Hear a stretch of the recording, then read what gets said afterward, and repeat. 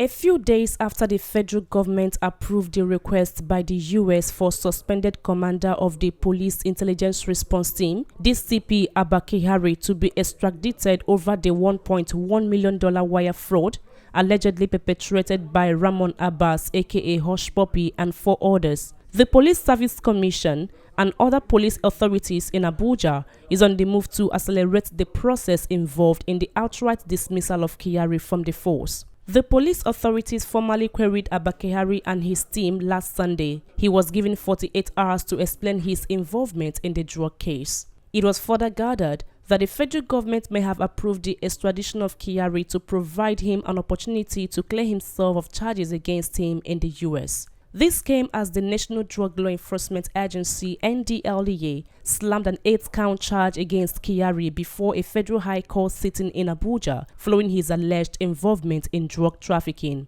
According to reports by Vanguard, getting Kyari outrightly dismissed from the force was geared towards preventing the shame that might accompany his trial by Ndlea following his alleged involvement in deal after the ongoing investigations. The move became necessary based on reports that the federal government has approved the request by the U.S. for Kyari's extradition after a grand jury filed an indictment against him with the approval of the U.S. District Court for the Central District of California. Kyari is wanted to stand trial for conspiracy to commit wire fraud, money laundering, and identity theft. He was accused of conspiring with a United Arab Emirates-based Nigeria, Ramon Abbas aka Hush Puppy, to commit the crime. The extradition proceeding initiated by the AGF against Kyari is contained in FSC/ABJ/CS/249/2022 brought under the Extradition Act. Kyari, who hitherto headed the Police Intelligence Response Team (IRT), was charged alongside 4 other police officers: ACP Sunday Ubua, ASP Bawa James,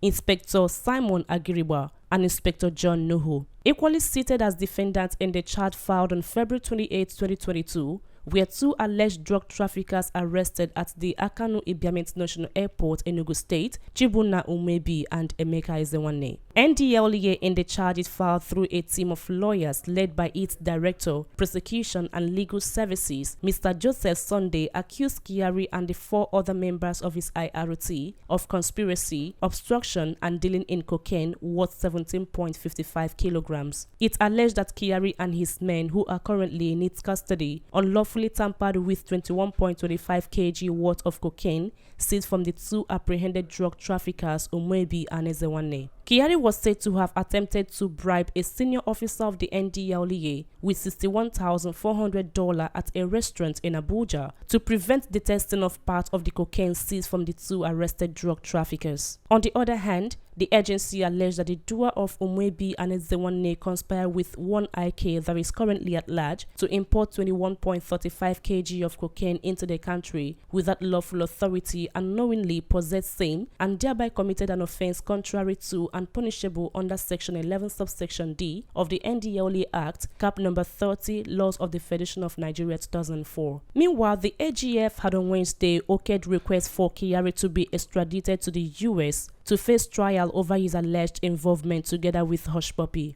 The AGF, in an affidavit filed in support of the extradition application, said he was satisfied that the offense in respect of which Kyari's surrender was sought is not political or trivial. He said he was also satisfied that the request for Kyari to be surrendered was not made to persecute or punish him on account of his race, religion, nationality, or political opinions, but in good faith and in the interest of justice. More so, Malami noted that there is no criminal proceeding pending against Kyari in Nigeria, bordering on the same offense for which he is wanted in the USA.